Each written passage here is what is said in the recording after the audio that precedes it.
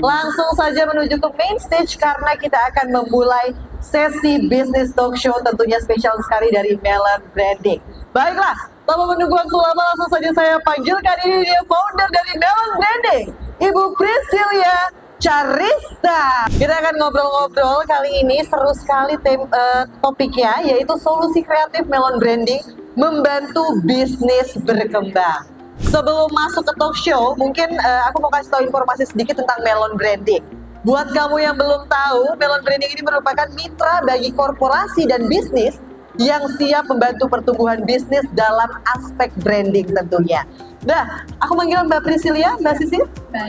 Mbak Sisi. Oke, Mbak Sisi, aku mau tahu dong, dan mungkin teman-teman di sini juga mau tahu, Melon Branding itu apa sih? Lebih lengkapnya silakan. Kalau panjang, udah luas banget ya branding. Tapi aku mungkin cara yang mudahnya dimengerti. Jadi Melon Branding itu adalah branding agency. Oke. Jadi kita ngebantu perusahaan-perusahaan yang pengen membangun branding mereka. Nah, kita bagi jadi 3 core services. Oke. Yang pertama itu brand creation. Dimana kalau teman-teman yang mau bikin brand baru atau mungkin perusahaan yang udah lama nih, udah puluhan tahun mau rebranding, nah itu tugas kita di brand creation. Lalu yang kedua itu ada brand strategy, dimana kalau misalnya perusahaan-perusahaan ada yang baru mau buka di Indonesia, atau misalnya baru mau buka gerai baru, atau produk launching, itu di brand strategi kita. Dan yang terakhir itu ada di brand management, di mana brand management itu adalah kita bikin dari eksekusinya buat teman-teman yang nggak punya tim untuk bikin sosial media, website management, website development. Nah itu kita di brand management itu secara singkatnya Mbak.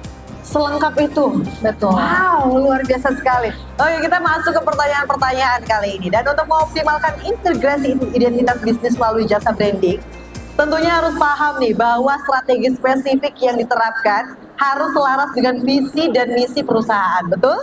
Betul. Dan kira-kira apa nih strategi spesifik yang dapat digunakan untuk mengintegrasikan identitas bisnis melalui jasa branding, Mbak? Oke, jadi sebenarnya kita punya tagline Mbak. Namanya itu we build your brand by creating perception in people's mind. Jadi branding itu adanya tuh di kepala manusia. Jadi ketika kita ngomongin branding, kita tahu tepat enggaknya branding kita. Kalau kita tanya ke teman-teman kita atau partner bisnis kita, benar nggak sih yang kita pengen sampaikan itu ada di kepala mereka tentang brand kita? Misalnya apakah targetnya itu untuk menengah ke atas, menengah ke bawah, atau pengen sebenarnya dicapnya ini brandnya tuh bold banget. Contohnya aja yang abis ini akan talk show misalnya Bangor ya, Burger Bangor itu kan pengennya bold banget. Tapi kalau kita ngelihat brandnya itu malah kayak cara nge-brandinginnya halus, cantik, elegan, nah itu udah beda arahannya. Nah cara integrasinya sebenarnya dengan kita ngebangun branding itu kita harus ngelihat apakah persepsi orang lain ini udah tepat dengan brand kita. Oh wow, jadi bukan hanya maksudnya dari sisi brandingnya ini sendiri harus menyesuaikan juga dengan brandnya berarti ya? Betul, jadi kan kadang ya kita sebagai pemilik bisnis sukanya adalah mau kita. Ya maksudnya menurut saya adalah kayak kita punya brand yang pengennya nih warnanya hijau misalnya gitu. Tapi kan belum tentu cocok dengan brand kita. Misalnya target kita itu untuk anak-anak muda, tapi kita bikinnya kesannya kayak untuk orang-orang tua. Jadinya tuh nggak nyambung gitu. Jadi memang menyesuaikan. Betul sekali. Dan penting juga nih untuk mengeksplorasi cara-cara spesifik di mana teknik digital sendiri ini dapat memperkuat interaksi dan hubungan yang lebih dalam lagi antara merek dan audiensnya tentunya. Lalu bagaimana integrasi strategi pemasaran digital Mbak dapat meningkatkan keterlibatan konsumen dengan bisnis nih? Oke, keterlibatan itu sebenarnya tergantung dari channel yang kita ambil ya. Jadi misalnya kalau kita targetnya adalah kita punya bisnis offline nih, karena kan banyak kan F&B ya di sini ya. F&B itu kan ada yang online, ada yang offline. Nah, gimana cara kita integrasinya? Kalau emang target kita itu adalah membawa traffic ke offline, kita harus bikin online kita ini hidup untuk mereka datangin ke tempat kita. Berarti kita ngiklaninnya dengan cara ya dengan lokasi yang ada di sekitar kita. Jangan sampai kita ngiklanin jauh-jauh seluruh Indonesia, padahal kita cuma ada di Jakarta, misalnya gitu.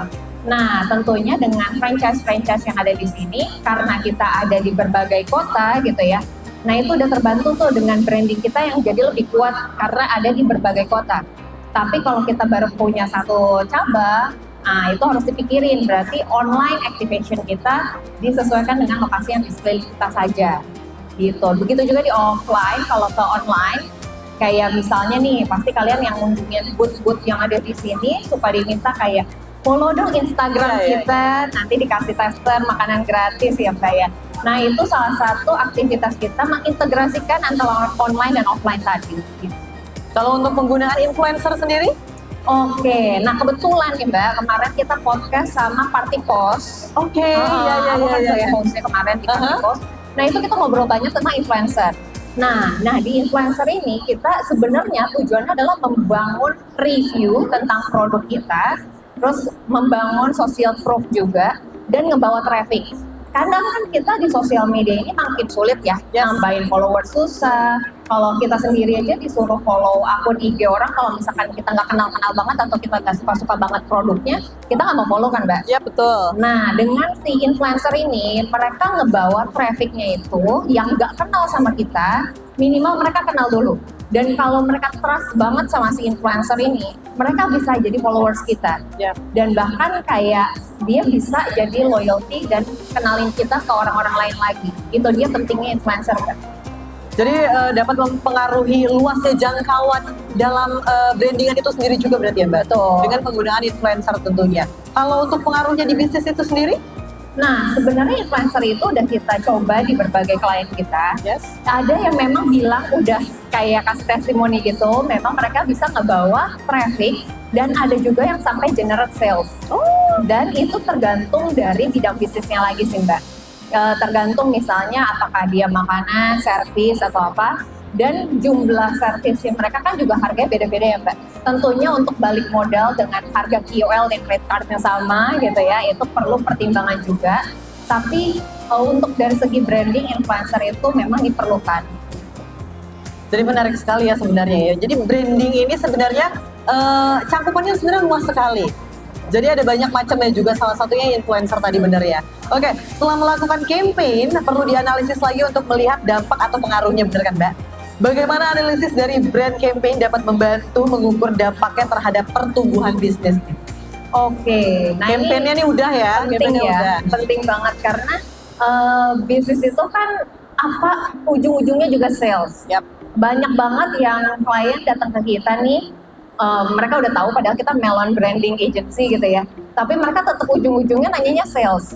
Namanya bisnis memang pasti hasil goal akhirnya memang selalu akan sales. Jadi branding itu penting di awal supaya nggak attract orang-orang yang bukan target market kita, membuat marketing kita jadi lebih effortless, dan kita nggak maksa gitu. Jadi jangan sampai kita nge-track orang-orang yang salah. Nah, gimana cara ngukurnya sales tadi? Dengan cara kita nentuin dulu objektif kita apa. Kalau objektif kita baru sampai di awareness, kita ceknya itu ya sebesar kayak impression atau kayak berapa orang sih yang ngelihat kita punya brand. Nah, kalau misalkan kita objektifnya itu adalah engagement, berarti kita pengennya orang yang berinteraksi di online maupun di offline kita. Benar nggak sih banyak yang datang gitu?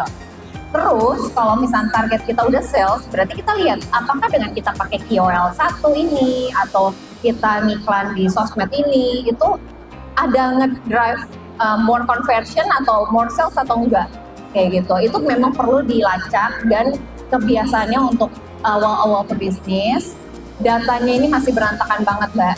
Jadi saran dari aku, kalau kalian udah mau invest di branding, invest di marketing, please melek sama data, karena ini akan penting buat kalian.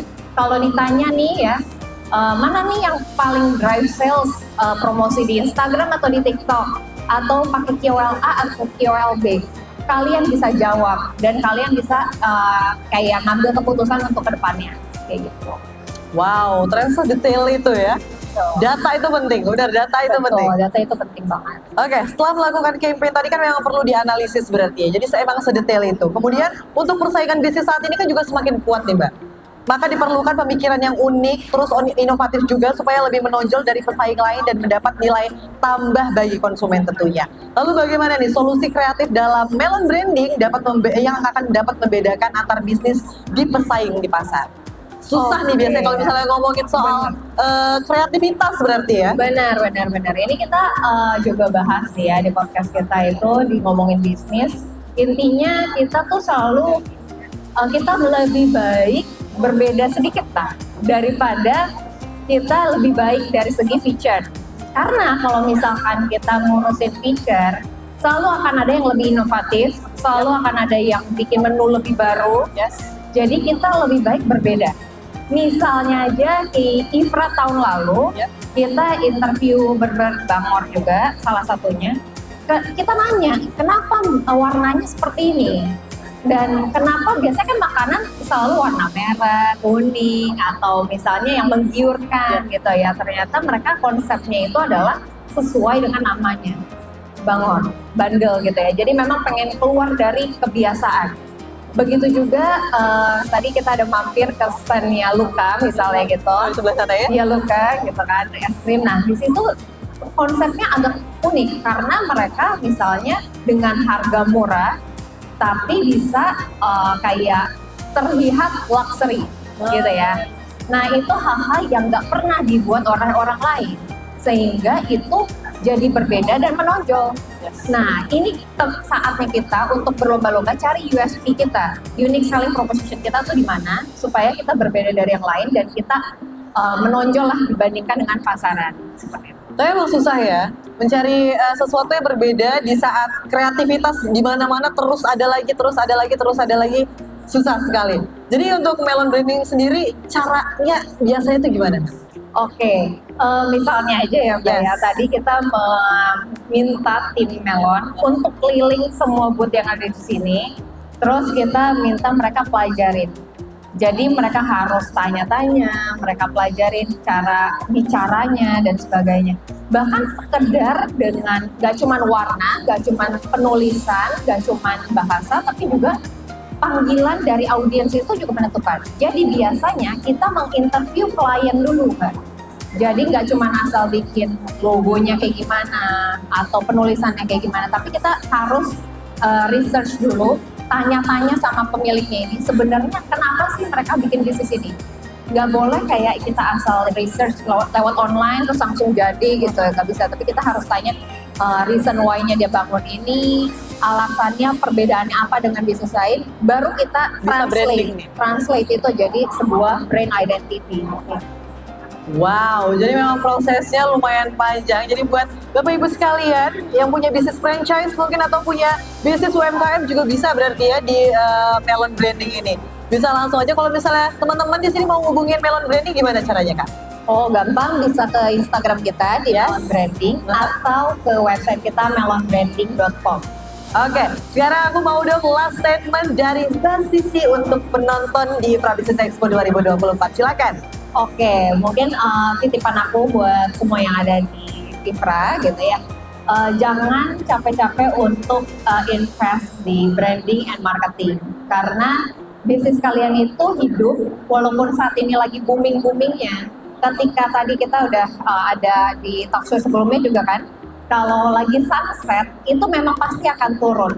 Tapi dengan kita adanya invest di branding, invest di marketing, kita tuh nggak capek-capeknya lagi untuk nge-track orang yang salah.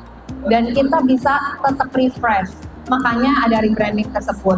Makanya teman-teman kalau memang udah ada rezeki gitu ya, jangan capek-capek untuk invest di branding and marketing itu. Karena memang penting ya, bisnis selalu naik turun. Jadi emang harus spesifik itu dengan bisnis yang digeluti tentunya. Oke, Mbak Sisi, thank you so much.